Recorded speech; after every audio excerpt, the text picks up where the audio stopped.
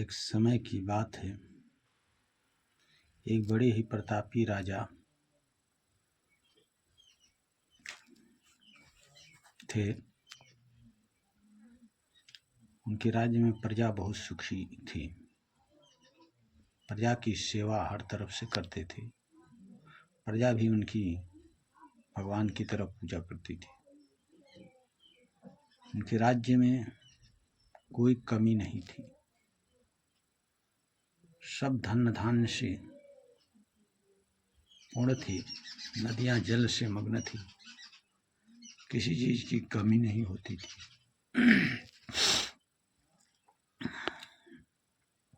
ऐसे राज करते बहुत दिन बीत गया। एक बार पड़ोसी राजा उनके राज्य पर आक्रमण कर दिया। बहुत घमासान युद्ध हुआ। लड़ते लड़ते बहुत सारी सेनाएं मर चुकी थी, लेकिन किसी तरह राजा ने अपने राज्य की रक्षा की, प्रजा की रक्षा की। युद्ध समाप्त हुआ। लेकिन इस बात की चिंता राजा को बहुत गहरी हो गई। राजा बहुत सोच में डूब गए। सोचते सोचते चिंता इस कदर बढ़ गई कि एक दिन राजपाट छोड़ करके राजा वन को गमन कर गए। सब कुछ त्याग दिया और संन्यास ग्रहण कर लिए।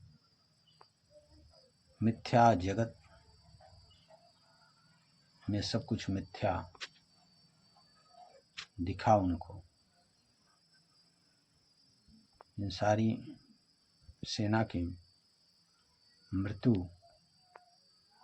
के विषय में जब उन्होंने सोचा कि एक दिन सब कुछ छूट जाएगा और आदमी इस जमीन के लिए, संपत्ति के लिए लड़ते और कटते मरते रहते हैं, यही बात उनके दिमाग में घर कर गई और वो संन्यास ले लिए।